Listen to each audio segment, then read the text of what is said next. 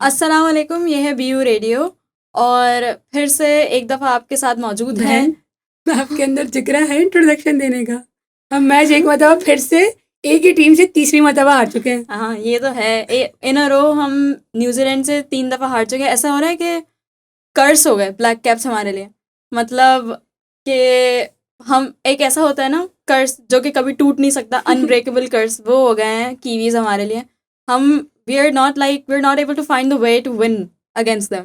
और जो कि मुझे समझ नहीं आ रहा कि इतना मुश्किल काम है न्यूजीलैंड से जीतना कि पाकिस्तान 3 दफ़ा एक ही टीम के साथ, भाई जब आप खेलते हैं एक टीम के साथ, एक ही प्लेयर्स के साथ खेल रहे होते हैं, तो आपको उनकी टीम की स्ट्रैटेजी, पैटर्न, प्लेइंग कुछ मुझे तो पता समझ नहीं चलता आ है। रहा कि बिना प्लानिंग के आप ग्राउंड में जाते क्यों हैं।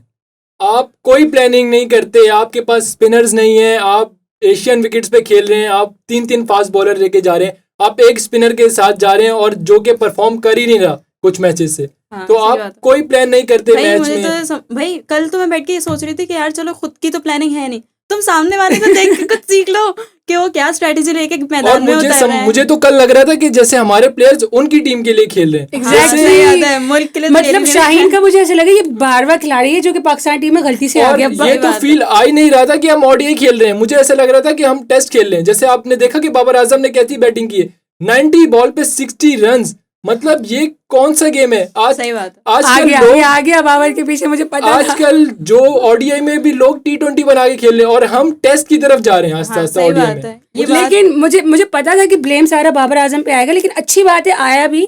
लेकिन आप खुद भी तो देखें, आपके भाई दो अभी विकेटें इतनी इस वक्त भी उसको नहीं ब्लेम नहीं नहीं फिर क्या नहीं करें। देखिए मैं कर रही हूँ देखिए, ब्लेम, लेकिन मैं एक चीज बता रही हूँ कि 2 विकेटें आपकी इतनी फौरन गिरी, उसको एंकर करना था, लेकिन वो भी आके छक्के मारे। देखिए मतलब आप चाहते हो आके साथ ही ओडीआई छक्के जो मारे। गेम है उसमें आप बहुत 50 ओवर्स का गेम होता है, उसमें आप जो है वो लगातार छक्के और बाउंड्रीज से मैच नहीं खेल सकते, ना जीत सकते। लेकिन आप एटलीस्ट सिंगल डबल्स तो कर सकते हैं। हाँ। लेकिन आप बाबर आजम को देखेंगे कंसिस्टेंटली उनने 3 बॉलों पे 1 रन, 4 बॉलों पे 1 रन, मतलब कोई कोई मिडन ओवर खेले। मतलब मुझे समझ नहीं आ रहा कि सही बात क्या है। चल रहा है उन्होंने ये मैच। 10 कल ओवर में 22 रन आपने बनाए। Can you Agha even Salman को इमेजिन? देखा होगा, आगा सलमान आए, इतना प्रेशर था लेकिन उनने आके हिटिंग करना स्टार्ट किया। लेकिन आप बाबर आजम का हाल देखें, वो वही हाल है, टोक टोक टोक। मुझे समझ नहीं आ रहा, इतने एक्सपीरियंस प्लेयर है और यार उनका क्या सही इस बात है। बात से मैं कल के मैच की उनकी एक्स्ट्रास भी परफॉर्मेंस बहुत ज्यादा खराब 12, थी। हाँ एक्स्ट्रास भी 12 दिए हैं। डॉट बॉलें हमारी बहुत ज्यादा कि भाई आपको पता है आपको 320 चेस करना है, आप डॉट बॉल्स इतनी कैसे डॉट खेल बॉल सकते हैं?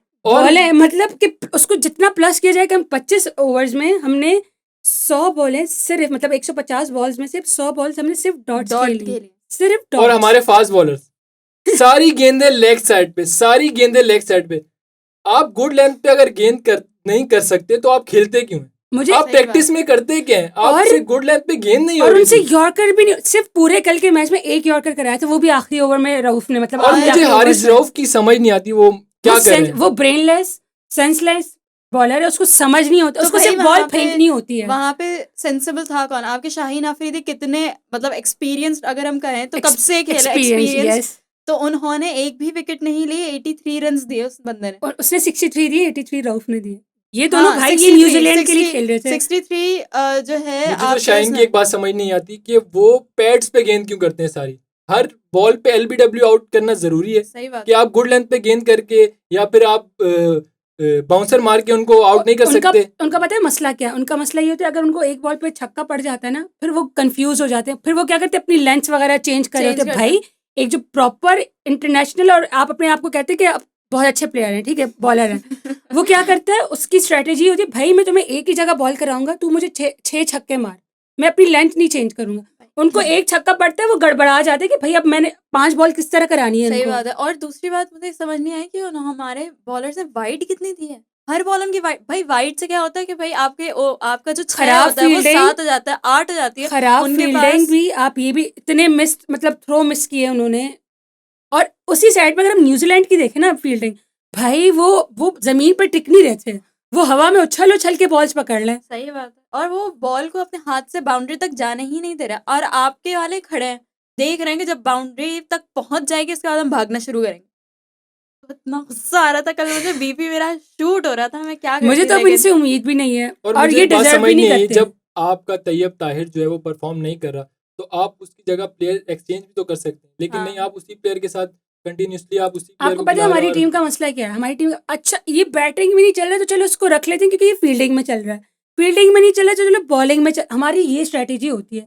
हम आपको पता है अगर कल का मैच हम जब हारे हैं ना उसमें 50% अगर हमारे प्लेयर्स का कसूर है ना तो 50% हमारी मैनेजमेंट और सिलेक्शन और टीम मुझे का साउथ कसूर शकील है। की समझ नहीं आ रही, वो मिडिल ऑर्डर में भी नहीं खेल पा रहे हैं, वो ओपनिंग पे भी नहीं खेल पा रहे लेकिन हैं, आपने लास्ट पॉडकास्ट में बोलते वो ओपनिंग अच्छी कर लेकिन वो लेते हैं। नहीं कर सके। मुझे समझ नहीं है वो क्या करना चाह रहे हैं, उनकी देखिए कोई उनका भी सेटलमेंट नहीं कसूर हो रही इस है। तरह हम ब्लेम उनको नहीं कर सकते बिकॉज आपका जब फखर इंजर्ड हुआ ना उनको मुझे लगता है ये कह के भेजा था कि भाई तू 20 मिनट पावर प्ले निकाल ले, तू निकाल ले इसके, तू आउट हो जाए उसके बाद फिर फखर आके कर लेगा। क्योंकि मुझे लगता है वो पहली इनिंग में ज़्यादा देर बाहर रह गए थे तो शायद उन पर कोई वो पाबंदी लगी थी कि इतने टाइम तक वो नहीं खेल सकते। लेकिन खैर अब तो वो एक ब्रेकिंग न्यूज़ भी मिली है, वो तो ब्रेकिंग कल का न्यूज़ मैच ना खेले लेकिन अब वो इंडिया का भी नहीं खेल रहे जी, और ऑफिशियली। ये शायद वो हमारे लिए बहुत बड़ा लॉस है कि बहुत फखर बड़ा। जमान हमारे साथ नहीं खेले, क्योंकि वो जी। तेज खेलते हैं। एक टीम पे एग्जैक्टली प्रेशर होता है कि इतना बड़ा प्लेयर है कि वो तेज खेल के मैच कहीं से भी निकाल सकते हैं। और जैसे इस आपने न्यूजीलैंड का पुराना मैच देखा होगा, वो जो उसमें इंडिया में जो था जी इंडिया में एग्जैक्टली वो उसमें फखर जमान ने जितने तेजी से खेला था,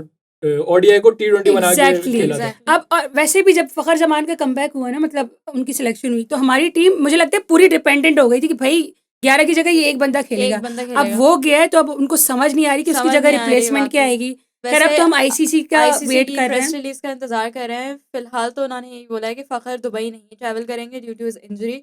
उनकी जगह अब रिप्लेसमेंट क्या है, क्या ही आएगी, अब फखर की जगह भी रिप्लेसमेंट क्या आएगी, ये समझ नहीं आता कि क्या करेंगे। खैर 23 को हमारा मैच है दुबई में इंडिया जो कि के हम खिलाफ, दोबारा हारने वाले। जो कि हम मुझे ऐसा मैं ही हालात ऐसे लग रहे हैं। लेकिन क्या करें, पाकिस्तानी है, थोड़ा सा उन अपनी टीम को भी करना ही पड़ता है, हालांकि दिल बिल्कुल भी नहीं चाह रहा, मुझे नहीं लगता कि इस लेकिन बार हम ग्रुप के मैचेस जीत के आगे जा जीत क्या, पाएंगे। हम तो ये क्वार्टर तक वैसे भी आपको जाते हुए नहीं दिख आपको रहे। कभी नहीं लगता ये इनका अलग से आते। लेकिन मुझे कल 23 के मैच का ये है कि भाई जीत की तो हमें आपसे उम्मीद है नहीं लेकिन आप कम से कम इज्जत से हार तो सकते हैं या मुझे वो भी तो नहीं हमने होगा सोचा आपसे। था कि इस इज्जत बार से हारना भी भूल गए हैं शायद वो लोग।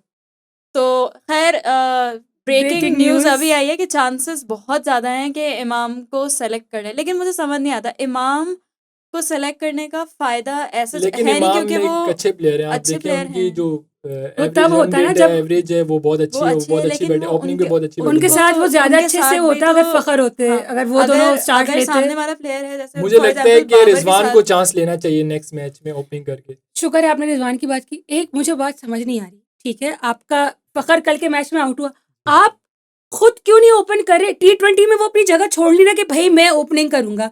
अब ओडीआई में जब वो कर सकते हैं तो वो खुद क्यों नहीं आ रहा ओपन पे? आप उसके साथ ओपन करे, फखर के साथ ओपन करे, सऊद के साथ करे, वन डाउन बाबर को भेजे, फिर फखर को भेजे। एक तो मुझे ना उस बंदे की समझ लेकिन नहीं आप आ रही देखेंगे प्लीज। उनने जैसे परफॉर्म किया पिछले मैचों में मिडल ऑर्डर में आके, और बहुत अच्छा उनने एक कॉम्बिनेशन बना लिया आगा सलमान के साथ। मुझे नहीं लगता कि वो उनको रिस्क लेना चाहिए था और वो हाँ, आगे लेकिन आने आप देना ये चाहिए। भी तो आपको देखें ना पता है कि कल के हमारी मैच में, स्टार्ट विकेट्स जो है वो जल्दी गिर जाती हैं, लेकिन तो कल फिर के आप मैच में मिडल क्या ऑर्डर में हुआ? हम घबरा जाते हैं। कल के मैच में क्या उसकी और बाबर आजम की वजह से उन्होंने स्लो स्टार्ट लिया तभी ये हाल हुआ। अगर वो स्लो स्टार्ट ना लेते हम मुझे लगता था हम चेस कर लेते अगर वो स्टार्ट में इतना वो स्लो ना खेलते। अगर लेकिन हमारी टीम में बाबर आजम ना होते तो कल हम शायद कल का मैच हम जीत सकते थे। चले मैं वो आज के 92 बॉल्स जो है वो बहुत ज्यादा मैटर करती है हमारे मैं लिए। ये क्रिटिसिज्म बर्दाश्त कर लूंगी as a Babar Azam fan क्योंकि जी। कल की परफॉर्मेंस की वजह से मैं भी बहुत बहुत बहुत डिसअपॉइंट हुई थी। Disappointed. Like I was not expecting इतनी सेंसलेस बैटिंग फ्रॉम हिम।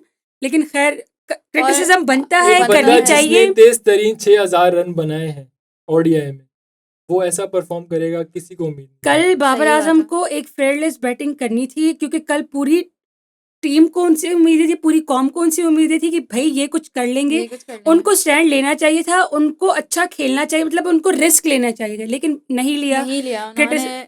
सबसे ज़्यादा उन्होंने डॉट बॉल्स कराई हैं। हालांकि आप चले सही है, 50 ओवर्स आपके पास हैं, लेकिन ये फिर भी ओडीआई है, टेस्ट मैच सारी और मुझे जितने मुझे लगता है अब नेक्स्ट ये मैच में उनको रेस्ट देके कामरान गुलाम को उनकी जगह खिलाना, क्योंकि वो टीम ये पे आप बर्डन का बहुत काम कर रहे ये हैं। आप बहुत बड़ी बात कर रहे हैं, आप बहुत बड़ा स्टेटमेंट दे रहे हैं। लेकिन चलें सही है, देख चले लेते हैं है, अगर होता है तो। पास परफॉर्मेंस पे होता है लेकिन ना। देखिए आपने ओडीआई में आपको पता है क्या, जब आप 300 प्लस चेस करते हैं ना, आपका माइंडसेट यही होता है कि भाई मैंने इसको 45 ओवर्स में चेस करना है। आप आखिरी ओवर तक जाते ही नहीं है। लेकिन हमारे पास वही ना स्ट्रेटेजी का मसला है। स्ट्रेटेजी प्लानिंग कुछ नहीं है पता जिस नहीं तरह आपने ड्रेसिंग बात रूम में की। ये लोग क्या करते रहते हैं क्या भाई। जो बातें करते 15 मिनट होंगे? का ब्रेक होता है इन पहली इनिंग के बाद, उसमें कुछ तो बातचीत होती होगी कि यार अब हम ये करेंगे जाके, वो करेंगे जाके। पता नहीं मुझे नहीं क्या लगता होता है। कैप्टन और कोचेस की कोई प्लानिंग है, वो आते हैं और खेलते हैं, वो ऑन द कुछ ग्राउंड समझ में नहीं दिख आता। रही। मतलब आप कल की अगर कैप्टनसी की बात करें तो कल की क्या, बल्कि जब हमारी ट्राई नेशन हुई तो उसमें भी मुझे रिजवान की कोई ऐसी कैप्टनसी नहीं दिखी। बहुत हाँ। बड़ा फेलियर था। मुझे लगा शायद वो उन्होंने उस ट्राई नेशन सीरीज जो हम हारे उससे कुछ सीखा होगा, कुछ सीखा होगा। लेकिन नहीं दिख रहा। आप अपने बॉलर्स को किस तरह यूटिलाइज करते हैं बहुत मैटर करता है, लेकिन हमारे बॉलर्स भी तो माशाल्लाह ऐसे हैं। मेन ऐसे है ना, चीज जो है वो स्पिनर्स हैं जो हम एग्जैक्टली। खिला नहीं जो रहे। हम शुरू से बोल रहे हैं। आई थिंक न्यूजीलैंड की टीम में 3-3 स्पिनर्स खेल रहे हैं, उनके पार्ट टाइमर्स भी आके विकेट ले रहे हैं यार। हमारे देखिए जो फुल टाइम भाई स्पिनर बने जब हुए होते हैं। हमारा स्क्वाड अनाउंस हुआ था, हमने एक बात ही की थी कि हमारे पास सिर्फ एक स्पिनर है, अब्रार, और वो भी कोई ऐसे बहुत रिनाउंड स्पिनर नहीं है जिस पे हम रिलाई कर सकते हैं। और एग्जैक्टली। बाकी तो बस मतलब हमारे पास 4 पेसर्स हैं, जिसमें से अब पेसर्स भी हाथ धो के बैठ गए हैं कि भाई हम अपना हमें इतना नहीं। अच्छा ऑलराउंडर नवाज छोड़ के गए। आसिफ अली। आसिफ अली भी आसिफ है। अली आसिफ है अली। आपका। इमाम इमाम के पीछे मैं पड़ गई। आमिर जमाल है आपका। मुझे लेकिन समझ नहीं मुझे आ रहा। समझ नहीं आया कि क्या करके गए। अगर आप नवाज को लेके जाते हो, विकेट टेकर है वो, अब विकेट शादाब को भी विकेट ले- चांस एक दे टाइम सकते। होता था हमारे पास हफीज जैसे ऑलराउंडर्स होते थे जो विकेट, और शाहिद अफरीदी जैसे वो शोएब मुश्किल मलिक वक्त में जैसे। आके शोएब विकेट मलिक भी, निकालते थे। हाँ लेकिन आप एग्जैक्टली। आप लेकिन अब वो शादाब को समझ भी नहीं चांस आता। दे सकते थे अगर वो बंदा बैटिंग में नहीं चल रहा। और ठीक आप है, एशिया में अपनी विकेटों में खेल रहे हैं और आपको अपने आप स्पिनर्स पे होम यकीन कंडीशन नहीं से है। फायदा नहीं उठा रहे तो हम आपसे क्या एक्सपेक्ट हालांकि आपने करेंगे। टेस्ट मैच में देखा कि कैसे हमारे स्पिनर्स ने इतनी तेजी से साजिद विकेटें खान, ली। वही बात भाई ना। देखो, जब मैच एक जगह फंसा होता है, पेसर नहीं चल रहा होता, तो विकेटें आके स्पिनर ही निकालता है। ये कोई एग्जैक्टली। इतनी बड़ी लॉजिक नहीं है जो आपको समझ नहीं आ रही। आपकी पूरी टीम में यार this is actually complete joke कि आपकी पूरी टीम में सिर्फ एक स्पिनर है, अबरार, और उस पे आप ये रिलाई कर रहे हैं कि जब फास्ट बॉलर नहीं चलेंगे तो तो वो बड़े 10 की बड़े 10 नाम, विकेटें निकालेगा। शाहीन आफरीदी और पता नहीं कौन कौन, हारिस रऊफ फास्ट बॉलर। अब हारिस रऊफ को भी आप देखें कितने अरसे बाद आप इंजर्ड होकर खेल रहे हैं और आप इस तरह का खेल रहे हैं। मतलब आपको कोई फिक्र नहीं है कि यार मैं इतने अरसे बाद खेल रहा हूँ, चलो मैं एक अच्छा खेलूं और फिर लोगों को बताऊं कि भाई मैं इस लिए जो है टीम में जगह डिजर्व करता हूँ। कल नसीम पे भी प्रेशर मुझे दिख रहा था बिकॉज एक तो उसने एक उसी ने विकेट निकाली, ठीक है, 2 विकेट लेकिन थे उसको बस। सपोर्ट चाहिए थी अदर हैंड पे भी कि अगर अगर वो एक विकेट निकाल रहा है, वो एक अच्छा ओवर करे तो वो शाहीन पे रिलाई करे कि चलिए दूसरा मैं ओवर विकेट नहीं निकाला तो चलो वो निकाल लेगा। लेकिन हाँ। वही सिर्फ वो बंदा भी तो क्या करे अकेले। खैर, किसी एक का नहीं होता। हमने पिछली पॉडकास्ट में भी कहा था कि किसी एक की परफॉर्मेंस, चाहे वो बैटिंग में हो, फील्डिंग में हो, बॉलिंग में हो, किसी में भी हो, टीम एफर्ट होता है। और टीम एफर्ट हमें भरपूर तरीके से न्यूजीलैंड की टीम में दिखा, और हमारी टीम में तो मतलब बिल्कुल भी नहीं, आप बिल्कुल भी नहीं। अभी बिल्कुल जो भी वही नहीं। ना, प्लानिंग नहीं थी, ग्रुप में नहीं खेला, सब आगे पीछे एक ऐसे लग रहा है। मैंने आपको पहले ही बोला कि ऐसे मुझे फील आ रहा था कि हम दूसरी टीम के लिए खेले, ना कि अपनी टीम के लिए। अपने लिए अच्छा खेलना। खैर, मतलब वैसे इंडिया का संडे को हमारा मैच है, संडे को ठीक है। मैच है। आप क्या, अगर जैसे फ़खर आउट हो गए, आप क्या चाहते हैं कि ओपनिंग में किस तरह क्या कॉम्बिनेशन बन के मुझे आए? लगता है कि रिजवान को अगर अगर इमाम आते हैं तो इमाम के साथ रिजवान को चांस लें, और क्योंकि T20 रिजवान खेल सकते हैं और वो सिंगल डबल बहुत अच्छे करते हैं। जो ज़्यादा ज़रूरत होती है वो हमें सिंगल डबल्स की होती है हम्म, स्टार्ट में। तो अगर वो अच्छा पिक ले लें तो फिर हम शायद। एग्जैक्टली हमें पावर प्ले को यूटिलाइज करना है। पावर प्ले को मेन यूटिलाइज मसला करना यही आता है है, कि हम यूटिलाइज नहीं कर क्योंकि पा रहे उसको आपके सही से। ऑलमोस्ट 8 प्लेयर जो है फील्ड के अंदर होते हैं फर्स्ट आपकी रेंज पे, हाँ, और 2 सिर्फ बाहर होते हैं। तो आपके पास ये बहुत ज़्यादा मौका है कि आप हार्ड हिटिंग करके कुछ रन्स 10 ओवर में बना लें और आप सिंगल 80 डबल भी बना लगा लें। लेना हाँ, बहुत है, ताकि वो सिंगल एंड पे डबल प्रेशर करके कम हो। आप प्रेशर कम करें, और उसके बाद आप प्रेशर जब रिलीज हो तो फिर वो 10 के बाद जो ओवर आते हैं उसमें। खैर ये खैर तो चलता आपकी क्या रहेगा। मेरा तो मैं क्या ही बोलूँ। कॉम्बिनेशन अगर कॉम्बिनेशन क्या इमाम है? है तो मुझे लगता है वही बात, इमाम के साथ रिजवान को ओपन करना ओपन करना चाहिए। चाहिए, क्योंकि बाबर तो खैर किसी भी पोजीशन पे नहीं चल रहा है, लेकिन फिर भी अगर बाबर की परफॉर्मेंस इतनी ही स्लो है तो उनको ओपनर नहीं आना चाहिए। मुझे तो लगता मैं है उन्हें रेस्ट करवाना चाहिए, जैसे मैंने ये आपको पहले बंदा उसको बोला। रेस्ट करा के छोड़ेगा, मैं बता रही हूँ आपको। खैर, लेकिन लेकिन खैर चलें, इस पॉडकास्ट को हम अख्ताम की तरफ लाते हैं। आप लोग हमें यूट्यूब और फेसबुक पे फॉलो कर सकते हैं, हमारा चैनल वहाँ पे मौजूद है। और हमारा प्रोग्राम का नाम है चैंपियंस की trophy, through out champions trophy चलेगा। ऑल्दो मेरी हिम्मत तो पहले मैच के बाद ही जवाब दे गई है, लेकिन थ्रू आउट चैंपियंस ट्रॉफी चलेगा ये प्रोग्राम। प्लीज़ हमारे साथ रहिएगा, अपना बहुत ख्याल रखें। अल्लाह हाफ़िज़।